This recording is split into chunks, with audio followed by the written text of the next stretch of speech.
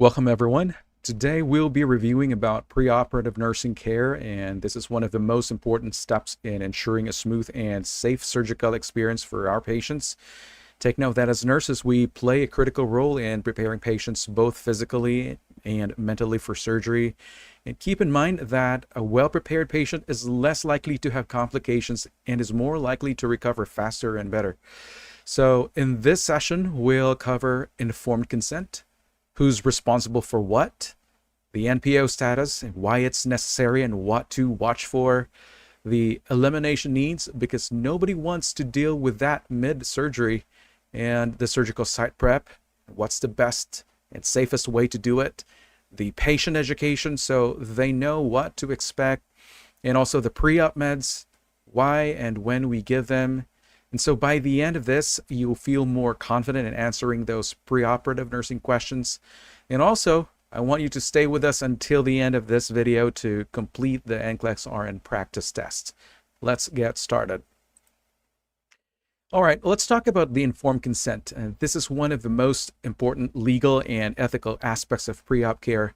And first things first, the surgeon is responsible for explaining the procedure, risks, benefits, and possible alternatives. And our job is to witness the patient signing the consent and make sure they actually understand what they're agreeing to. So there are key things that you need to remember here. So consent has to be signed before any sedatives are given. And once the patient is groggy, they legally cannot make an informed decision.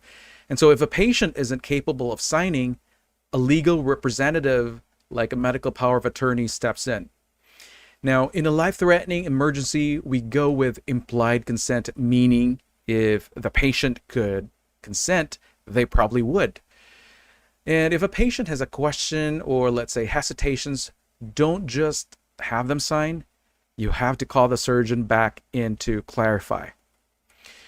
Now, let's talk about the NPO status, and this is very important before surgery. And when a patient goes under anesthesia, their body relaxes, including the muscles that prevent stomach contents from going into the lungs. And if there's food or liquid in the stomach, it could cause aspiration, which can lead to pneumonia or even respiratory failure. And most patients need to be NPO for 6 to 8 hours, but some may be allowed clear liquids like water or black coffee up to 2 hours before surgery.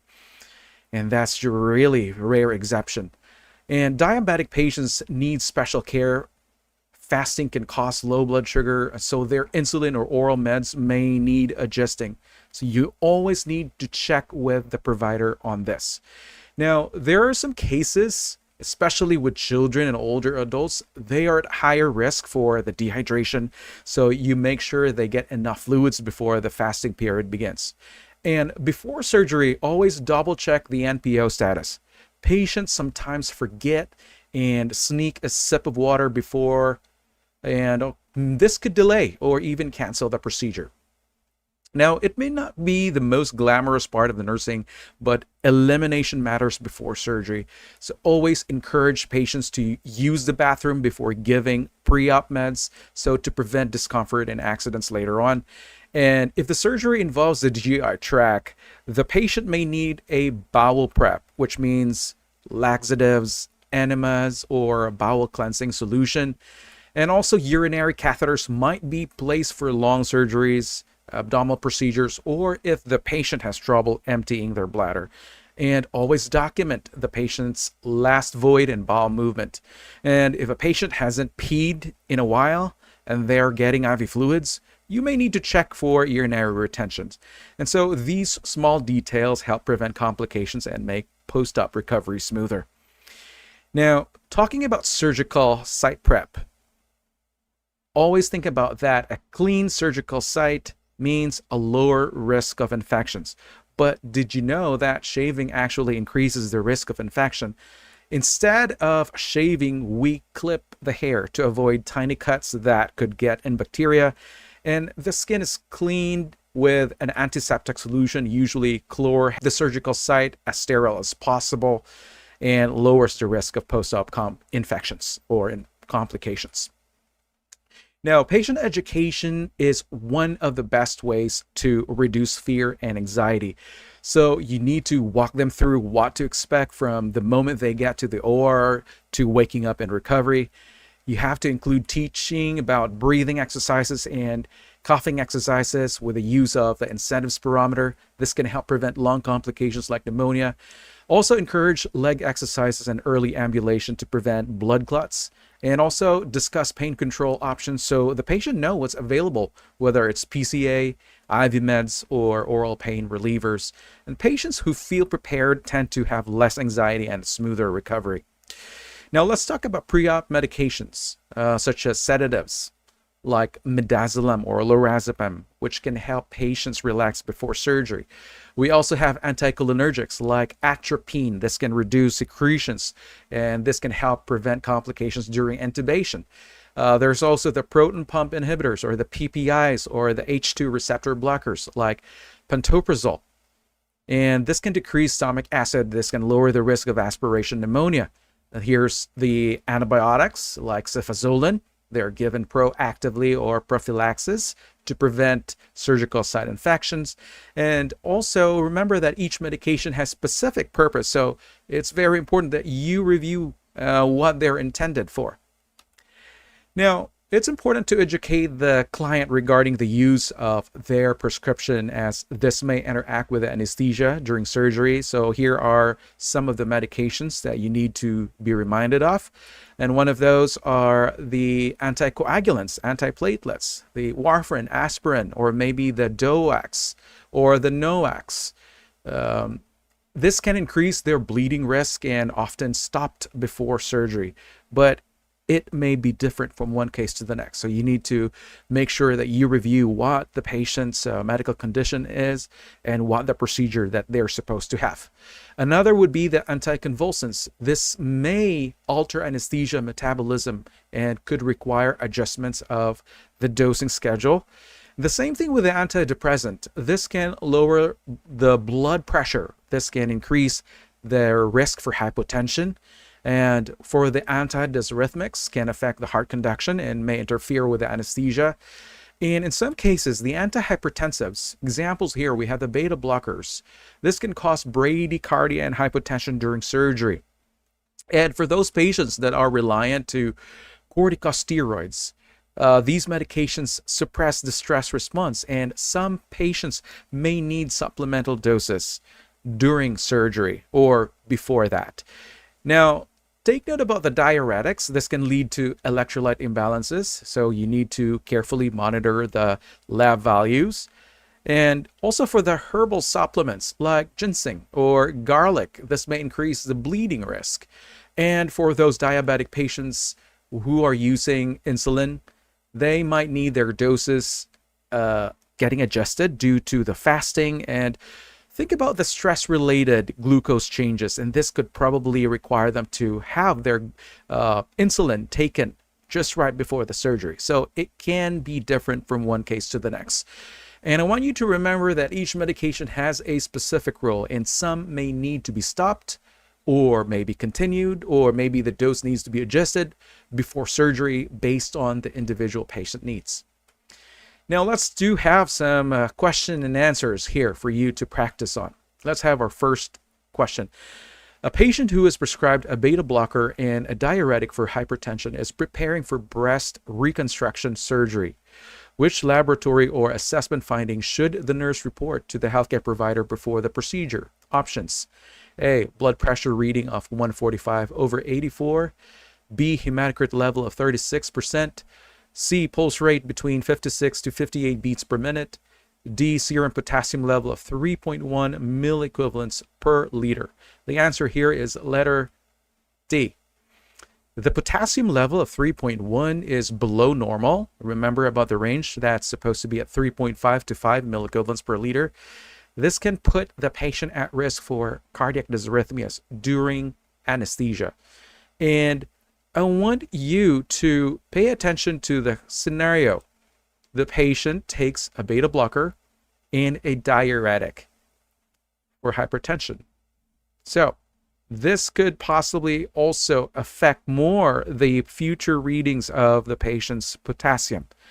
And take note about the effect of this medication. This can lead to potassium loss, and this is going to make the hypokalemia a much serious preoperative concern.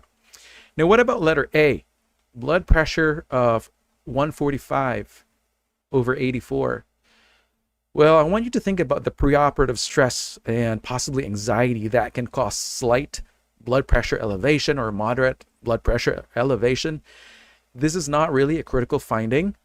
And we have letter B, hematocrit level of 36% is at the lower normal limit, but it doesn't really pose immediate surgical risk. So you can eliminate this one as well. And we also have letter C, pulse rate between 56 to 58 beats per minute. Remember, the patient is taking beta blocker, metoprolol, right?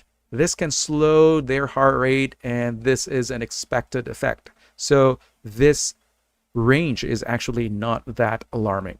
So I want you to remember the clue in the question, the beta blocker and the diuretic. Think about the electrolyte imbalances. There's going to be potassium loss, and it's already evident, right?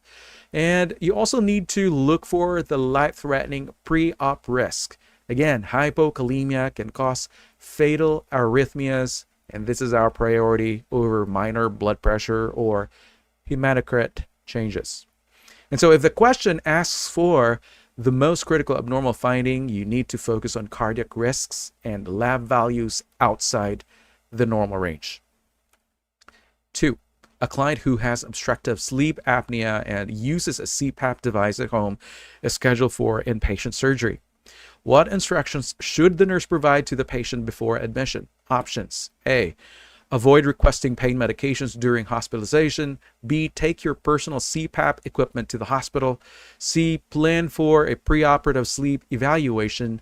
D, be prepared for intubation and mechanical ventilation after surgery. The answer here is letter B. And why? And since the patient already uses CPAP at home, bringing the machine to the hospital ensures proper airway support, especially after anesthesia. And be reminded that CPAP helps prevent postoperative complications like oxygen desaturation and airway obstruction, which are common in obstructive sleep apnea patients. And so hospitals may provide CPAP machines, but using a personal one improves comfort and adherence. Letter A is incorrect. Expect to be placed on mechanical ventilation after surgery. Well, OSA, or the obstructive sleep apnea, does not automatically require intubation after surgery, right? And so also with this option, avoiding taking any pain medication while hospitalized. Well, remember that pain control is very critical here. And the OSA patient need careful monitoring, not complete avoidance of pain medication.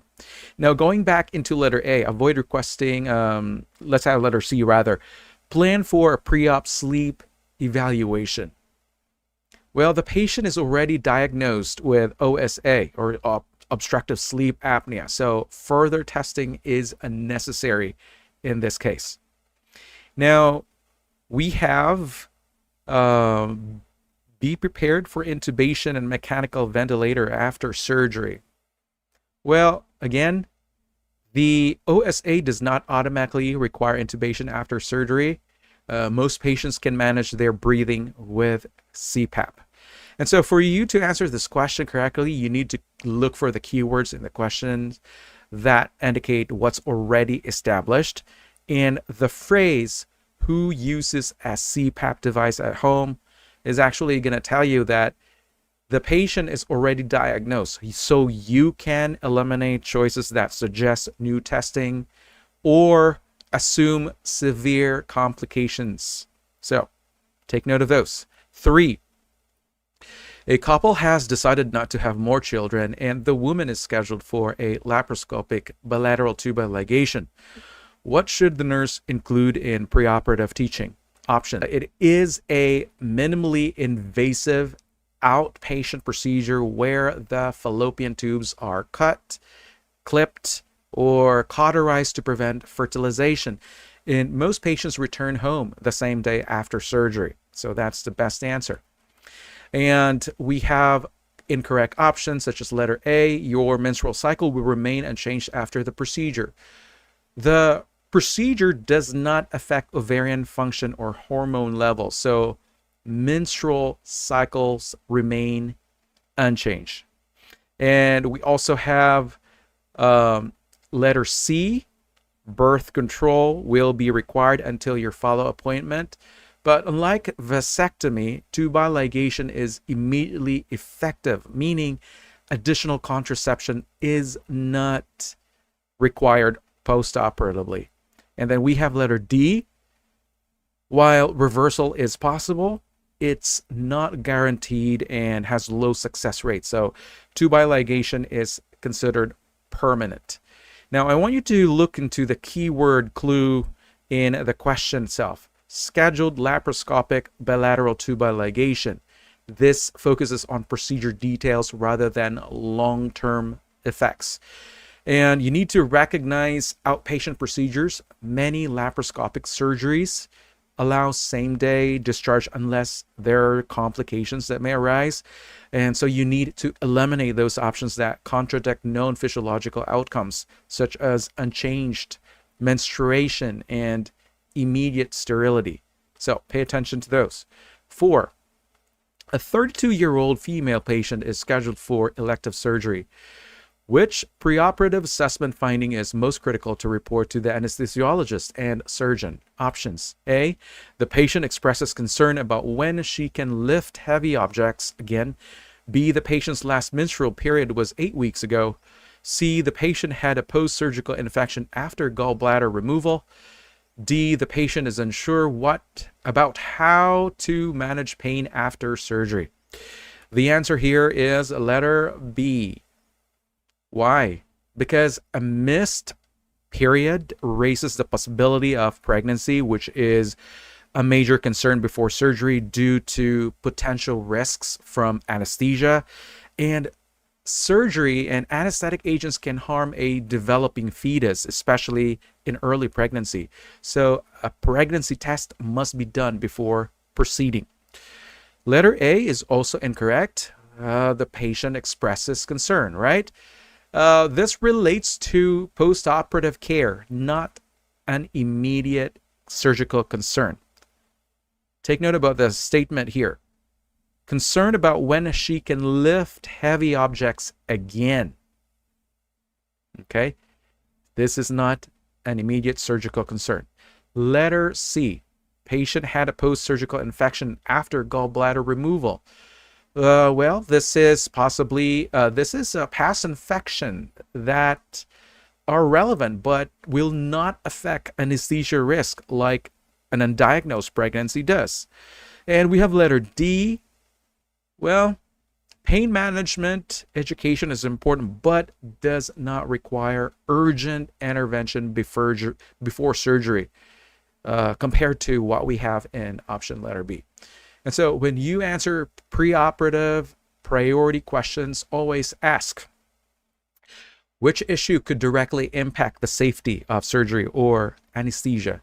And so with the phrase scheduled for elective surgery tells you this is a planned procedure, so you can eliminate answers that deal with postoperative issues or non-urgent concerns.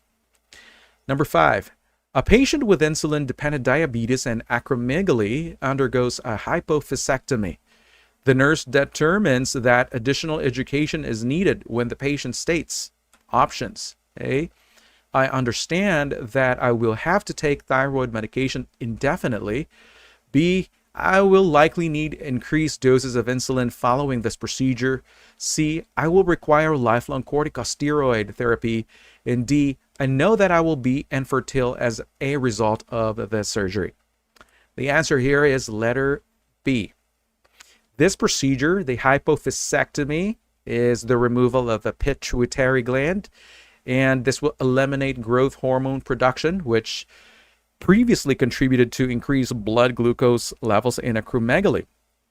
With Growth hormone no longer stimulating insulin resistance. Well, the insulin requirements decrease rather than increase. And that is why B is our best answer. Letter A is incorrect because the pituitary produces thyroid stimulating hormone, the TSH, right? Which regulates thyroid function. But after a hypophysectomy, lifelong thyroid hormone replacement is necessary. Letter C is also incorrect. Take note that the pituitary also secretes the adrenocorticotropic hormone, or the ACTH, which stimulates cortisol productions. And also, patients require lifelong corticosteroid therapy after the surgical procedure. Now, letter D, another incorrect option. I know that I will be infertile as a result of the surgery. And the pituitary regulates the follicle stimulating hormone and luteinizing hormone, which are essential for the reproduction. And infertility is a common outcome. Now, the key word for you to answer this question is to look for that statement determines that additional education is needed. So you need to look for the incorrect statement about hypophysectomy effects. Now, when a test item asks about patient misunderstandings, you need to look for an option that contradicts normal physiological changes after surgery. And in this case, the pituitary no longer producing growth hormones, it means blood sugar control improves, making B the best option. Number 6, a nurse is about to witness a patient signing the informed consent form when the patient states, I don't really understand what the doctor said about the surgery. What should the nurse do next? Options. A, inform the surgeon that the patient requires further clarification before signing. B, provide a detailed explanation of the surgical procedure. C, ask the operating room nurse to explain the surgery in more detail. D, administer prescribed preoperative antibiotics but withhold sedative medications. The answer is letter A, because the surgeon is legally responsible for providing a clear explanation of the procedure. And if the patient has doubts, the nurse must stop the consent process and notify the surgeon. And I want you to remember that your role is to witness the consent, not to provide detailed explanations about the surgery itself. Now, why not B? Well, giving detailed explanation of the procedure is not really our role. As nurses, we can reinforce teaching, but cannot legally provide the full surgical explanation needed for informed consent. C is also incorrect. It states, ask the operating room nurse to explain the surgery in more detail. Well, the operating room nurses focus on intraoperative care, not about obtaining consent. Letter D, administer prescribed pre-op antibiotics but withhold sedative medications. The patient here cannot receive preoperative medications before properly signing informed consent. That is why you're going to eliminate letter D as well. So in this test question, you need to remember about the legal responsibilities of the nurse in this question. And the phrase, witness a patient signing the informed consent form, tells you the nurse is there to confirm the patient's understanding, not to explain the procedure to the client. And if the patient is confused, only the surgeon can clarify the details. So eliminate B and C. Also, since the informed consent must come before pre-op meds, you need to also eliminate letter D. Number 7, a patient diagnosed with colon cancer is prescribed neomycin 1 gram before surgery. When the patient asks about the purpose of this medication, what is the best response by the nurse? Options. A, this medication reduces the bacterial load in your intestines to lower the chance of infection after surgery. B, it is prescribed to prevent a urinary tract infection before the operation.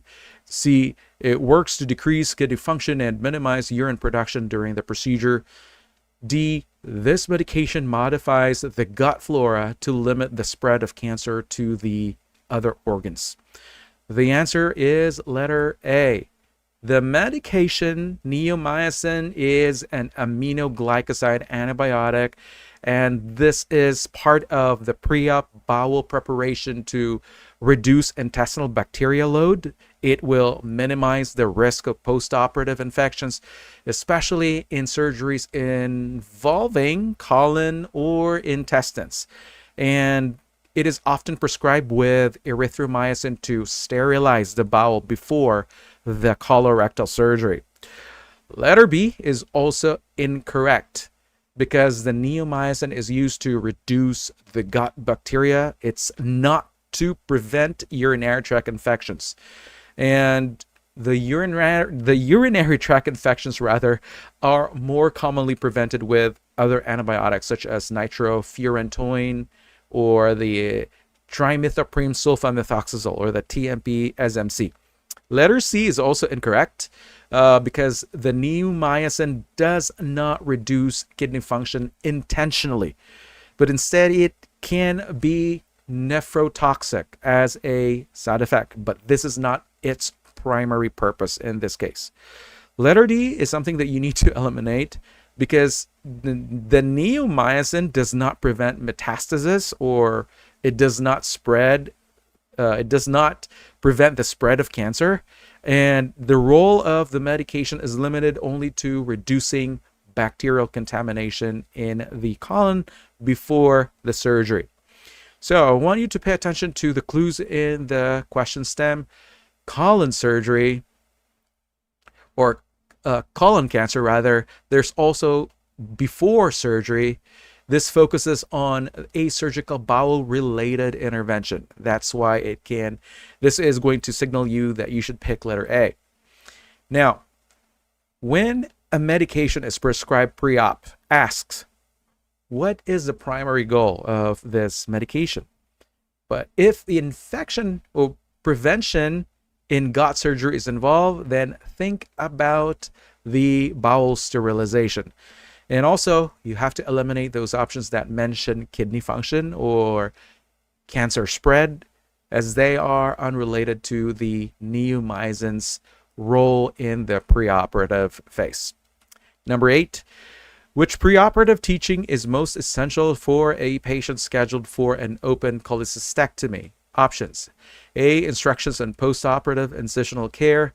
B, importance of deep breathing and coughing exercises. C, information about antibiotics to take after discharge. D, explanation of medications used during the surgery. The answer is letter B. After a procedure like this one, a cholecystectomy, an open type, all right, so there is an open incision that will be made to remove the gallbladder via a larger abdominal incision. And so patients here are at a higher risk for pulmonary complications like lung collapse and pneumonia due to the postoperative pain and the decreased mobility. And the deep breathing and coughing help expand the lungs and clear secretions, reducing this risk. And so take note about the preoperative teaching as well. So this actually can ensure the patient understands and practices these exercises before surgery while they are alert and pain-free. Now, why not letter A? We know that this is important. Wound care teaching is most effective after surgery when the patient can see the incision and ask questions.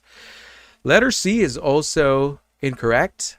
We know that post-op antibiotics are not routinely prescribed for uncomplicated cholecystectomy, as infection risk is low. So you can remove that as well. D is also incorrect. Patients do not need to know intraoperative drugs in detail because these are managed by the anesthesia team. So there are keywords in the question, the pre-op teaching, that is really important there. Teaching that occurs before surgery should focus on preventing complications rather than post-op care. And the word most essential You need to look for an intervention that directly affects surgical safety or recovery. So think about the breathing exercises to prevent lung issues. Okay. Now, when you answer pre-op teaching questions, you need to prioritize preventative measures that enhance post-op recovery, and you eliminate those choices that involve post-op instructions or anesthesia-related details, because these are not the nurse's primary role before surgery.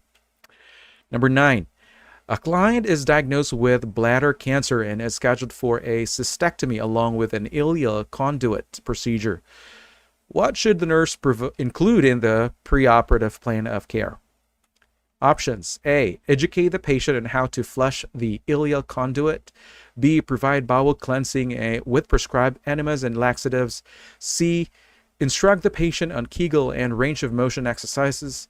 D, restrict fluid intake for a full day before surgery. The answer is letter B. Since the ileal conduit is created using a section of the small intestine, sometimes ileum, right? The specific part of the small intestine. Preoperative bowel preparation with the enemas and laxatives are very critical to reduce the risk of contamination and infection. And this process can also ensure the intestine is clear before being repurposed for the urinary diversion. Other options such as A, C, and D are incorrect. And let's tackle on letter A first.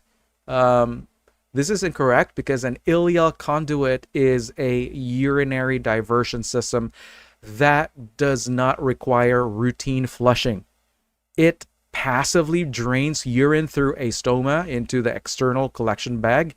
And the teaching focuses on stoma care and appliance management, not flushing. Letter C is also incorrect. The Kegels exercises can strengthen pelvic floor muscles, but are not relevant for an ileal conduit because the bladder is removed and the range of motion exercises do not specifically impact the surgical outcome. Letter D is also incorrect.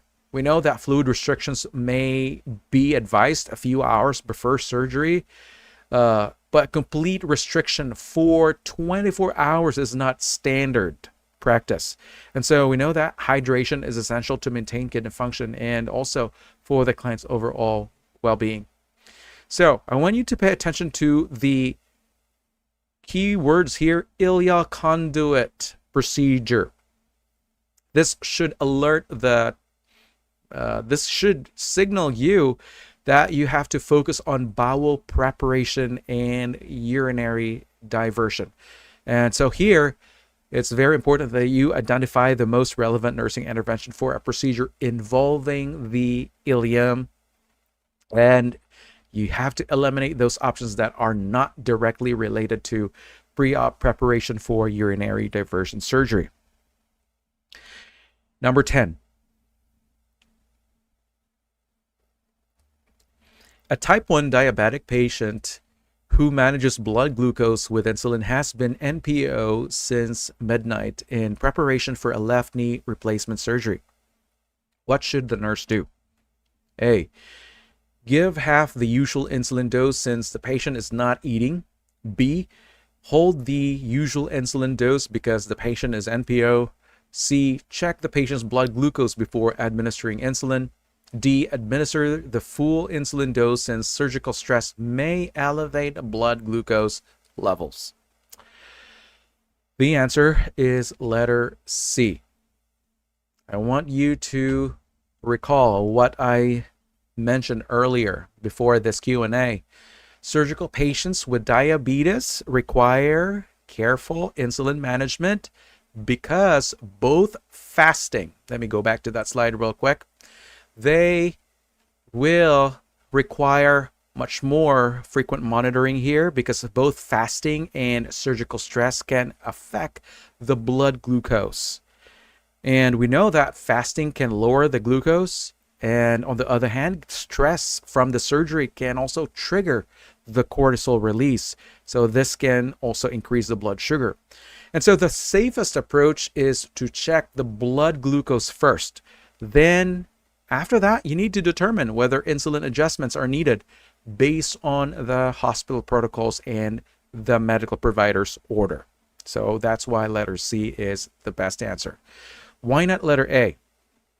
Well, administering insulin without checking glucose first actually can place the patient in the at a higher risk for hypoglycemia if fasting has already lowered the blood sugar.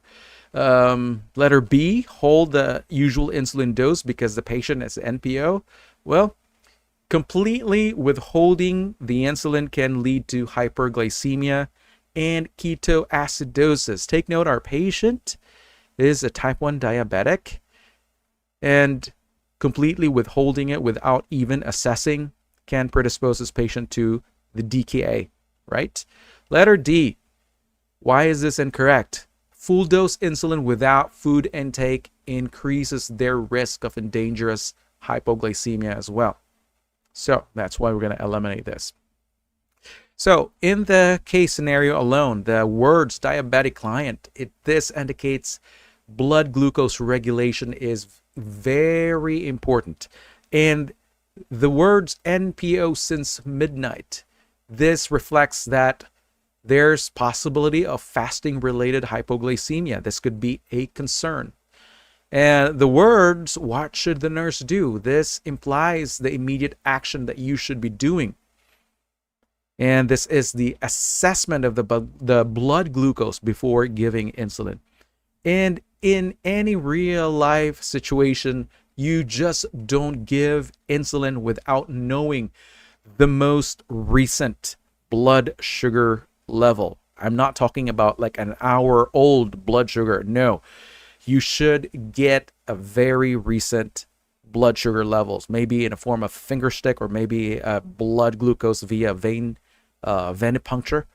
But before we give insulin, always get that blood sugar reading just immediately before the dose.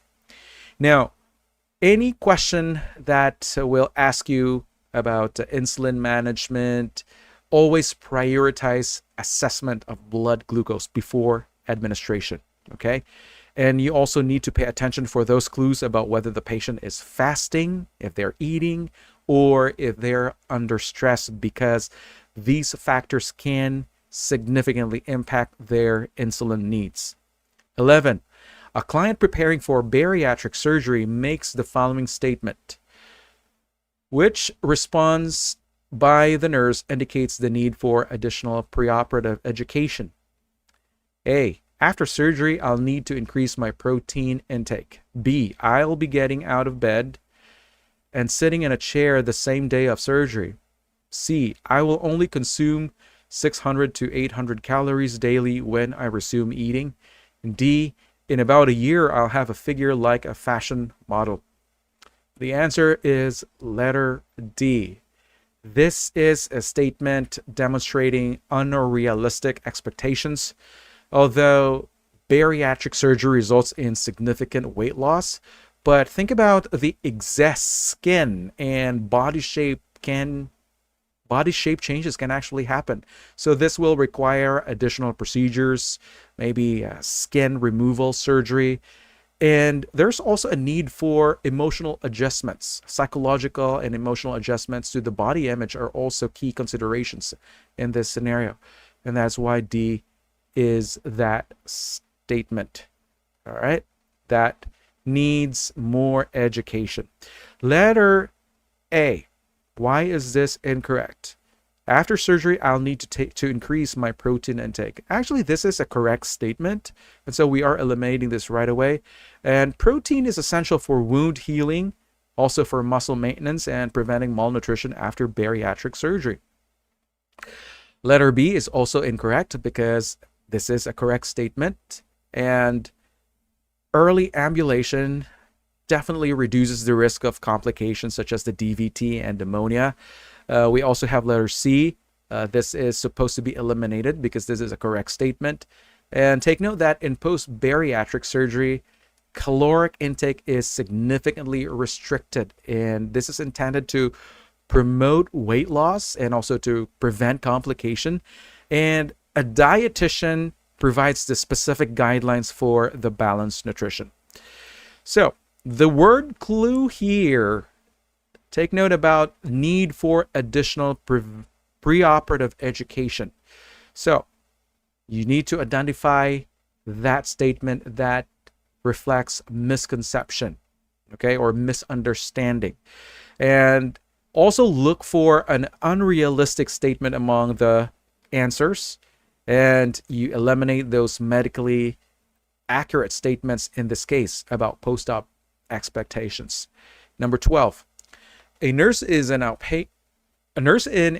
outpatient surgical unit evaluates a patient's complete blood count results before their scheduled operation.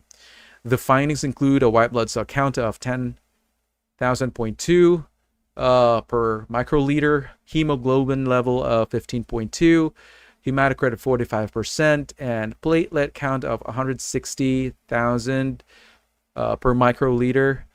And what is the appropriate nursing action?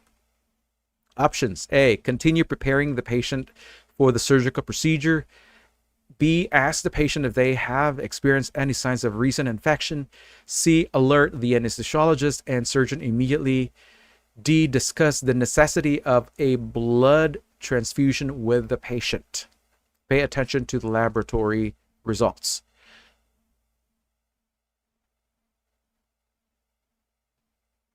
What is the answer?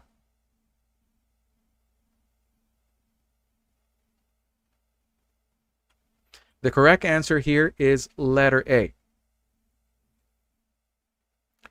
A white blood cell count, or the CBC, or the complete blood count, is actually routinely checked before surgery to assess for infection, the anemia,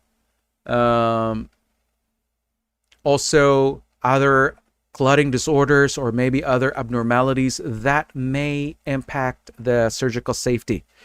Now, the patient's values are all within normal limits, okay, meaning there's no need for intervention. So I want you to look into the white blood cell count, a 10.2.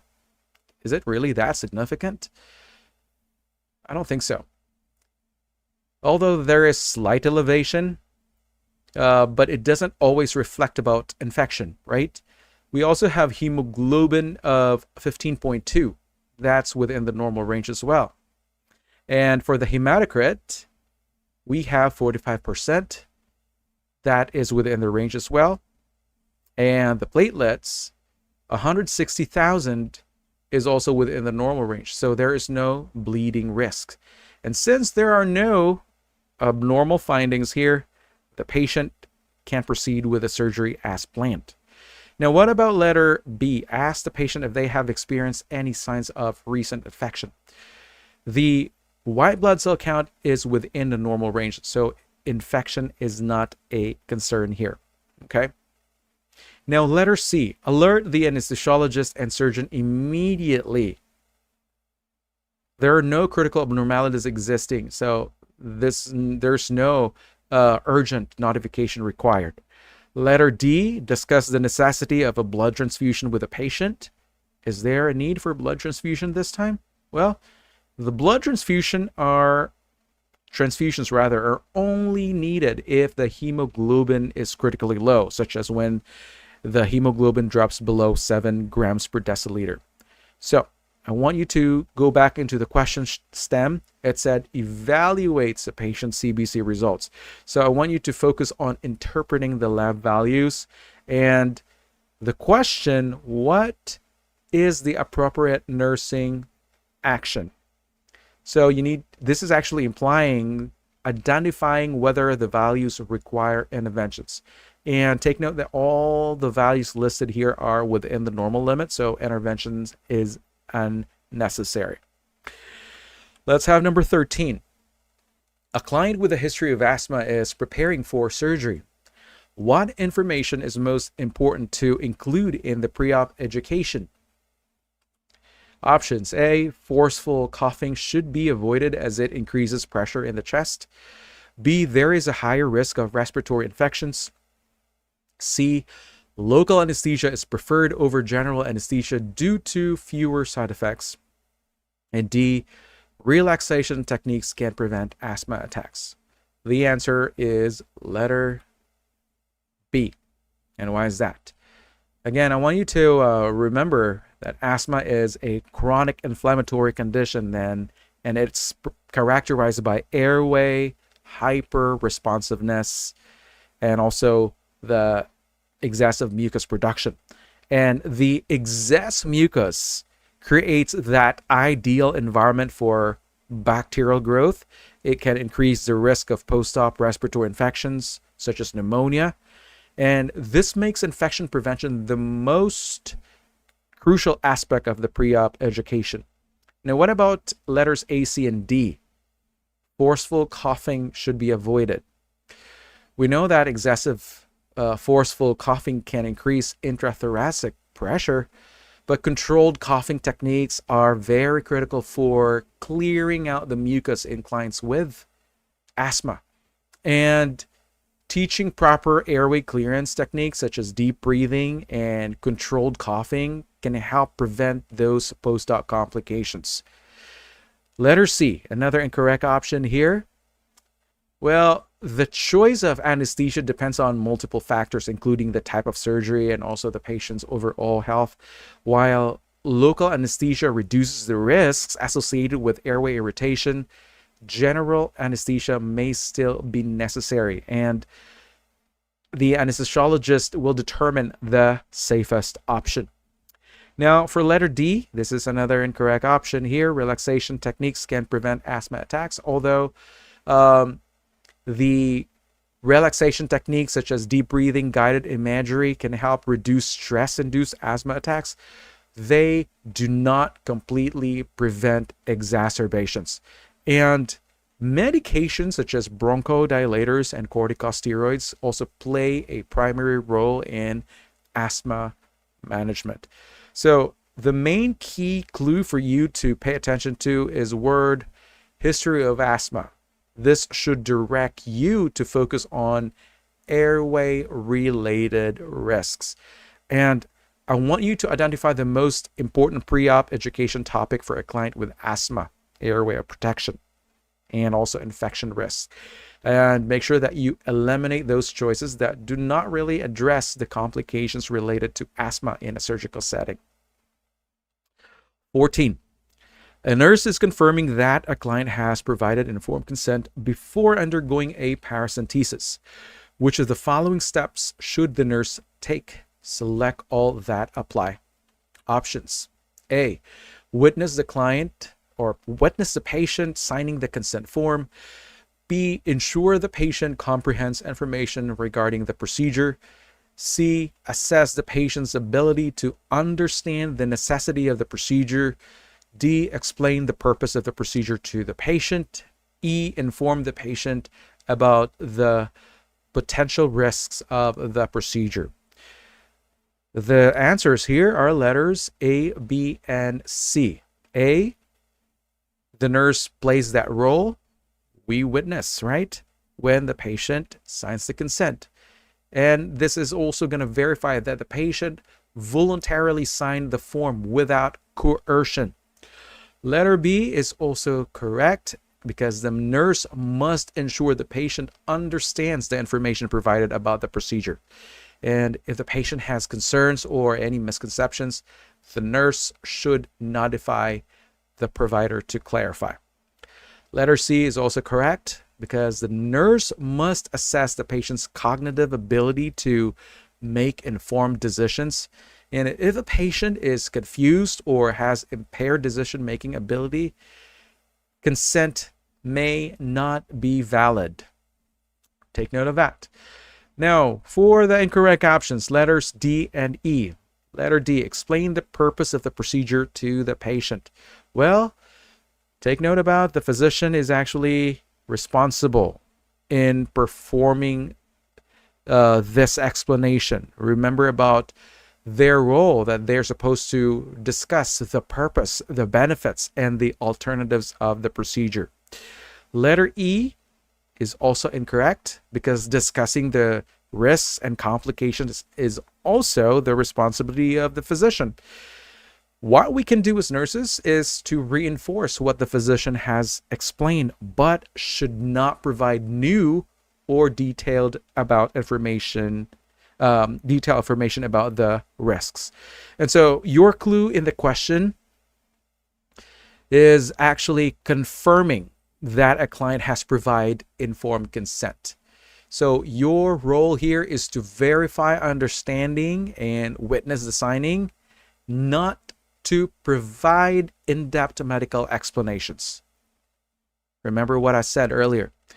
So for you to answer this question correctly, and I want you to pay attention. So if the question asks about informed consent, remember that the physician is responsible for explaining the procedure, risk, benefits, and alternatives.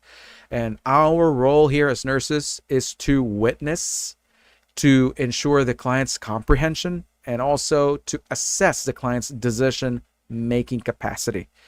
And finally, you have to eliminate those answer choices that involve explaining procedure unless the question specifically asks about reinforcing prior teaching. 15. A nurse is providing preoperative instructions to a client scheduled for cataract surgery. Which statement is most essential regarding postoperative care? Options: A. Avoid bending at the waist. B. Consume a soft diet for 2 days. C. Stay in flat position for 3 hours. D. Practice deep breathing and coughing exercises. The answer is letter A, because bending at the waist increases intraocular pressure, which can lead to complications such as hemorrhage or displacement of the intraocular lens. So we need to instruct the patients to avoid positions that increase intraocular pressure, including heavy lifting and also bending forward at the waist level. The incorrect options are letters B, C, and D. Letter B, it said consume a soft diet for 2 days. And dietary restrictions are not a standard part of cataract surgery recovery.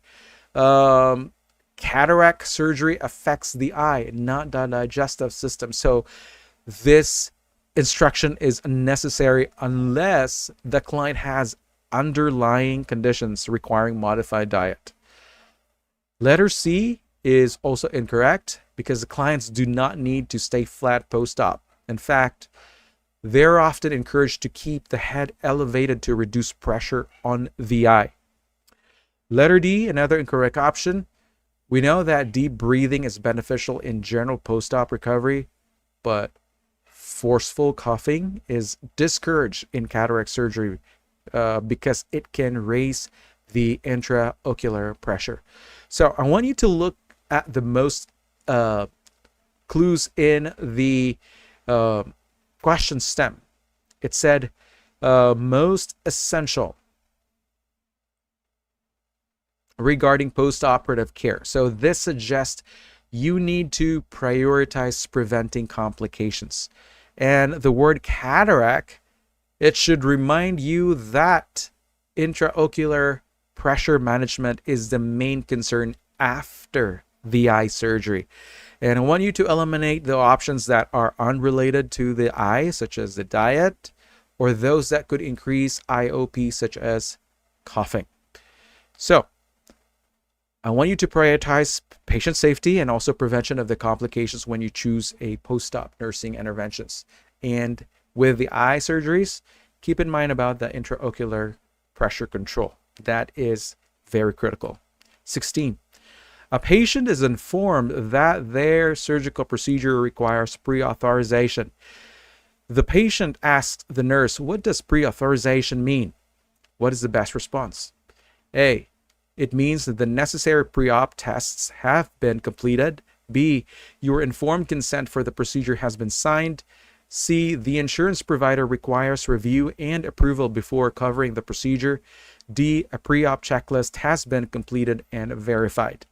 The answer here is letter C. This is correct response because pre-authorization, it's also called prior authorization or pre-certification. is a process used by insurance companies to determine whether a medical procedure is medically necessary before agreeing to cover it. And the healthcare provider must submit relevant medical information to the insurance company, which then decides whether to approve or deny the coverage. And so, without pre-authorization, the procedure may not be covered, and the patient could be responsible for the full cost. Now, for other options such as A, B, and D, well, in letter A, it means the necessary pre-op tests have been completed. Well, this is not a confirmation that pre-op tests have been done, okay? While certain tests may be required for surgical clearance, they are separate from the insurance approval process. We also have letter B. The informed consent is a legal and ethical requirement ensuring that the patient understands the risks, the benefits, and alternatives of the procedure before agreeing to it. However, this is unrelated to the insurance company's pre-authorization process. Letter D is also incorrect. A pre-op checklist actually is the paperwork that we do to ensure that all necessary steps such as laboratory testing, patient history, or the H&P rather, consent, and the marking of the surgical site are completed before surgery. We know that these are important, but this is totally a separate kind of form and totally different from the insurance pre-authorization. Let's have number 17. A client with diabetes who takes insulin for blood glucose control has been NPO since midnight before undergoing knee replacement surgery. What is the most appropriate nursing intervention? A. Administer the usual insulin dose as stress from surgery will elevate the blood glucose. B. Withhold the regular insulin dose since the client is NPO. And C. Check blood glucose levels before determining insulin administration. And D. Provide half of the usual insulin dose as the client is not eating before surgery. The answer here is letter C. The glucose monitoring is the safest approach. This question is actually quite similar to what we had previously. 18. A nurse is caring for a patient whose religious beliefs prohibit blood transfusions. The patient is scheduled for total hip replacement and states, I cannot receive a blood transfusion. Which nursing interventions are appropriate? Select all that apply. A. Provide information about intraoperative blood salvage techniques. B. Educate the patient about non-blood plasma expanders. C. Emphasize the benefits of receiving a blood transfusion in case of surgical bleeding. And D. Offer information on preoperative autologous blood donation. And E. Explain how red blood cells can be extracted from whole blood for transfusion. The answers are letters A and B. Okay. For A, intraoperative blood salvage or cell salvage actually involves collecting the patient's lost blood during surgery, and it will be filtered and it will be reinfused. And some patients who refuse donor blood may accept this method. Letter B is also correct because non-blood plasma expanders such as albumin substitutes like crystalloid, colloid solutions will help maintain blood volume and circulation without violating their religious beliefs. So our other answers here, or options C, D, E, rather, for letter C, encourage, it says here, emphasizes the benefits of receiving a blood transfusion in case of surgical bleeding. Well, when you're encouraging blood transfusion in this patient with their religious belief, actually it is disregarding the patient's autonomy and their religious belief. So what we should do instead here is to respect the patient's decision rather than to persuade them otherwise. Letter D, offer information on pre-op autologous blood donation. Um, this is also this is a transfusion. This is actually donation of one's own blood in advance for a later use. And it is still considered a blood transfusion, which is against the patient's stated beliefs.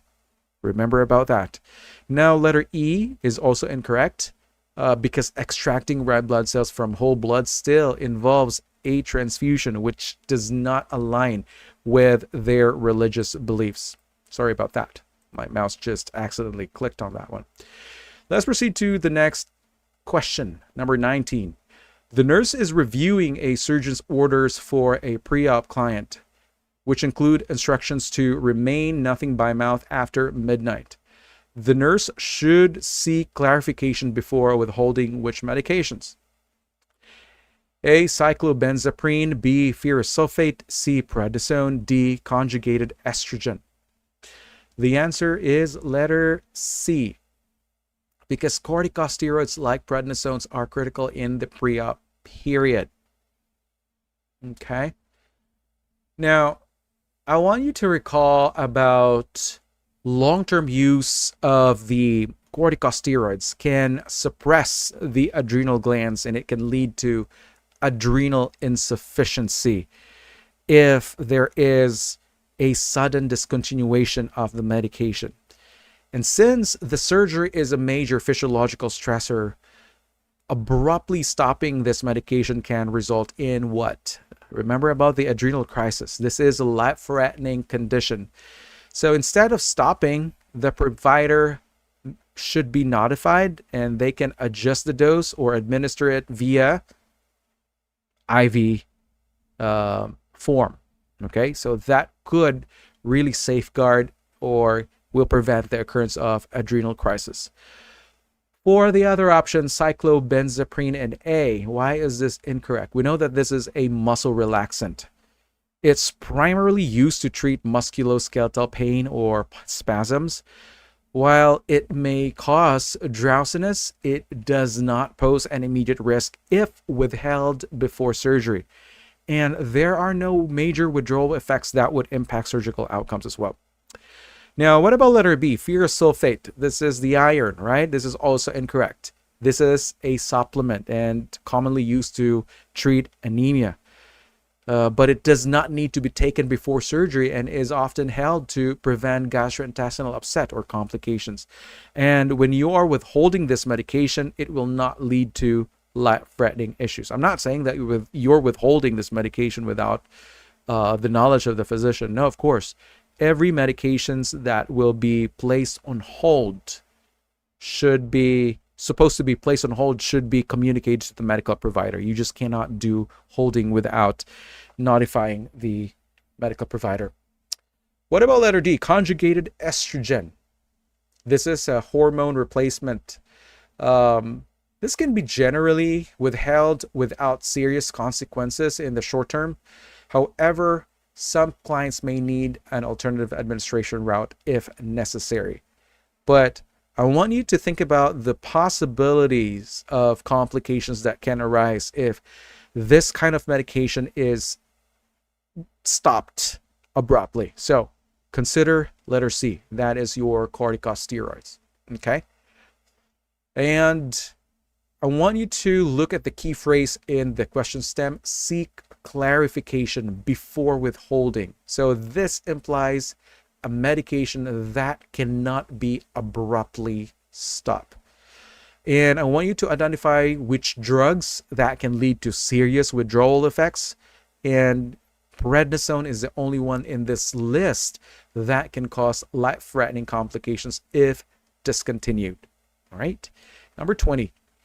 A nurse is providing pre-op education to a patient who is scheduled for a bone marrow aspiration to assess a hematologic disorder.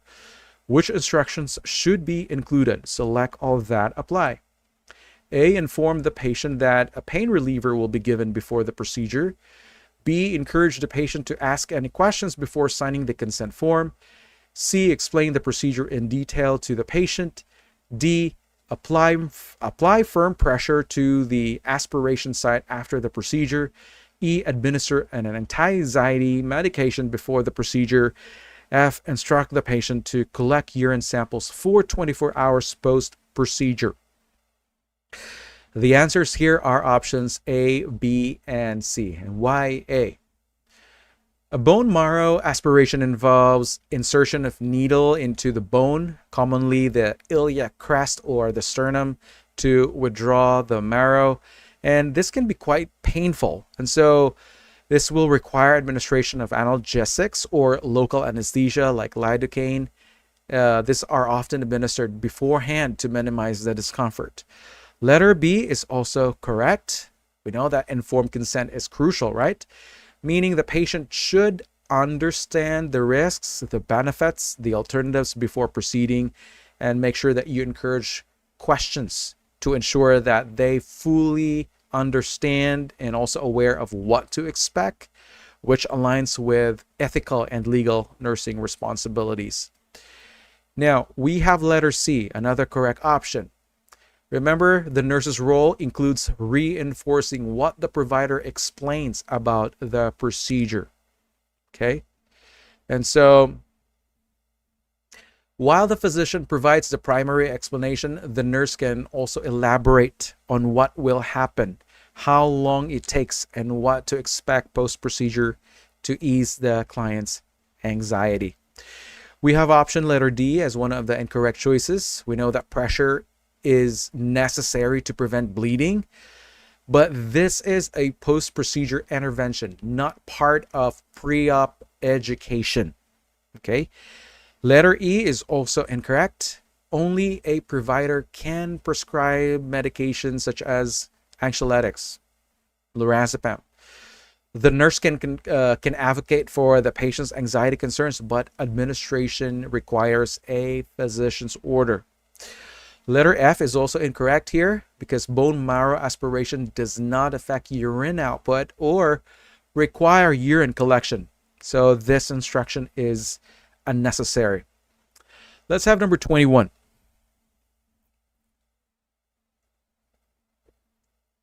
A nurse is reviewing pre-op instructions with a client scheduled for surgery in 1 week. The client who has arthritis has been taking aspirin regularly. The nurse recognizes the need for further education if the client makes which statement? Options: A, aspirin increases my risk of bleeding during and after surgery. B, aspirin can interfere with normal blood clotting. And C, I should keep taking aspirin up until the day of my procedure. D, I will confirm with my doctor when to stop taking aspirin before surgery. The answer is letter C. This is the wrong statement, which indicates a need for education. Most healthcare providers recommend stopping the aspirin at least 48 hours before surgery, sometimes up to a week, to minimize the bleeding risks. Now we have letter A. This is incorrect because the patient's statement reflects correct information but not the incorrect statement. We know that aspirin inhibits the platelet aggregation, and so the patient is aware that this can increase the risk of bleeding. Yeah. And we also have letter B, aspirin can interfere with normal blood clotting. This is also a correct information. We know that aspirin irreversibly inhibits the cyclooxygenase COX-1. This can affect the platelet function and also prolong the bleeding time. So this statement is true and it doesn't suggest a misunderstanding. Letter D is also correct. I will confirm with my doctor when to stop taking aspirin before surgery. This is a correct information. So this also reflects proper pre-op practices, and we know that decisions about discontinuing medications should be confirmed with a healthcare provider. And so I want you to look back into the main stem of the question, the phrase, the need for further education. You should look for that incorrect client statement or any statement that reflects unsafe practices. Let's have number 22. A client diagnosed with colon cancer is scheduled for colostomy surgery. Which preoperative teaching points should the nurse emphasize? Select all that apply. Options: A. Arrange for a consultation with an interostomal therapist to discuss colostomy care and self-management strategies. B. Explain how early movement and ambulation after surgery reduce risks of complications. C. Demonstrate breathing exercises, coughing techniques, and leg movements to enhance circulation and prevent complications. D. Offer emotional support and encourage discussion about body image concerns related to the colostomy. E. Inquire about the client's pain level using a standardized pain scale. And F. Review symptoms of potential bowel obstruction and when to seek medical help. The answers here are letters A, B, C, and D. Okay. An enterostomal therapist is a specialist that will help the client to learn how to care for their colostomy, and the pre-op consultation can help ease their concerns and also will provide visual demonstrations of the ostomy care. In B, this is also correct, right? Because post-op complications like DVT, atelectasis, and also pneumonia can be prevented with early ambulation. So this teaching actually ensures patients understand the importance of moving early in recovery. Now we also have letter C, the deep breathing and coughing exercises, also with the use of the incentive spirometer, can help prevent the atelectasis pneumonia, while the leg exercises can improve circulation and also prevent DVT. So these are standard pre-op teaching for any major abdominal surgery. Now for letter D, also a correct option.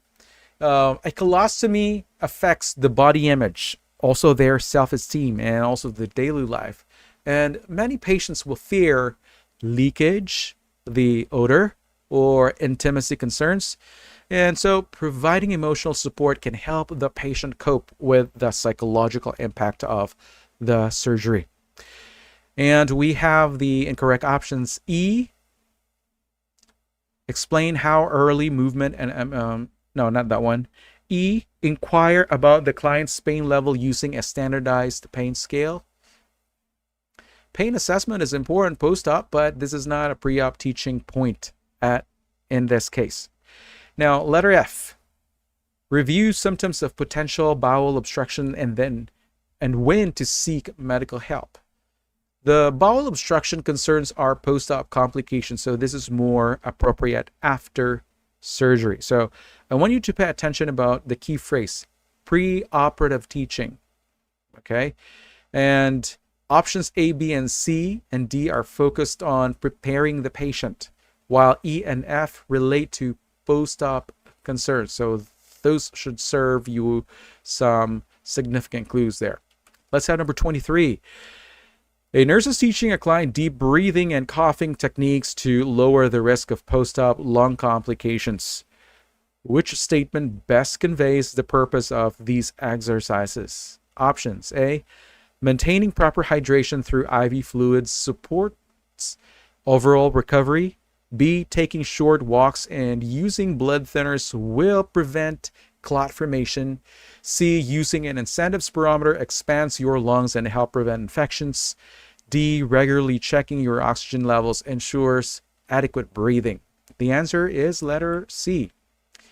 The main purpose of deep breathing, coughing, and coughing techniques, again, this is to prevent atelectasis and also to prevent pneumonia by keeping the lungs expanded, clear lung secretions. And also the incentive spirometers encourages the client to do the deep inspiration to prevent post-op hypoxia and also infection. We have letter A, maintaining proper hydration through IV fluids supports overall recovery. We know that IV hydration is important. It does not directly impact lung expansion or prevent post-op lung complications. B is also incorrect because this answer relates to DVT prevention, not post-operative lung complications like pneumonia or atelectasis. D is also incorrect because monitoring oxygen saturation is useful, but does not actively prevent the lung complications such as atelectasis and pneumonia. So the key phrase in the question is lower the risk of post-op lung complications. And the only option directly related to preventing lung complications is option C. 24. A client awaiting gastric ulcer surgery has received opioid analgesics and is now too sedated to provide informed consent. What action should the nurse take? Next. Options. A. Proceed with the surgery without documented consent since the client is already scheduled. B. Petition the court for legal authorization before allowing the procedure to move forward. C. Contact a legally authorized family member to obtain telephone consent following hospital policy. D. Request the charge nurse to sign the consent form for the client. The answer here is letter C. So, in a case if the client is too sedated to provide informed consent, the next step is to seek consent from a legally authorized representative, such as a spouse, parent, or healthcare proxy. And most hospital policies allow for telephone consent with appropriate documentation and witness verifications. And most hospitals have policies in place for exactly these kinds of situations where they can obtain consent from a surrogate or maybe a decision maker. And this process is much quicker and much more aligned with ethical practice of respecting patient autonomy through informed consent by someone legally authorized to make decisions for the patient. The other options, A, B, and D, are incorrect. A, specifically, because informed consent is a legal and ethical requirement for all non-emergency surgeries. And if a patient is unable to provide consent due to sedation, the procedure must be delayed unless it is a life-threatening emergency. And also, proceeding without documented consent, this can violate the patient's autonomy and also the hospital policy. So I want you to remember that. Letter B is also incorrect because court intervention is typically unnecessary unless there is no legally authorized representative available or a dispute arises regarding the procedure. And this is a process that is very time consuming and only can be pursued in rare cases where guardianship or legal decision-making authority is so unclear. Letter D is also incorrect because the charge nurse or any one in the healthcare team cannot legally sign consent on behalf of a patient. Only the patient, if competent, or a legally designated representative can provide consent. Okay, so I want you to go back into the statement or in the phrase or in the question stem, too sedated to provide informed consent. So this is a reflection that the patient is not capable of signing the form. And the word next, take next. This suggests the nurse should take an immediate action that aligns with the legal and ethical guidelines. And the words legally authorized family member in option C, this aligns with the hospital policies, making it the best option. So in this question, I want you to eliminate those choices that violate patient rights. The one that you see in options A and D, and also to avoid extreme actions that are not standard practice, such as letter B. And I want you to choose the option that aligns, of course, with the proper nursing and legal protocols. That's the only answer. Question number 25. The nurse is educating a client on how to use an incentive spirometer before surgery. Which instruction should be emphasized? Options. A. The most effective results occur when sitting upright or with the head of the bed elevated. B, maintain your breath for 15 seconds after reaching full lung expansion. C, breathe in as quickly as possible through the device. D, ensure a tight seal around the mouthpiece before inhaling.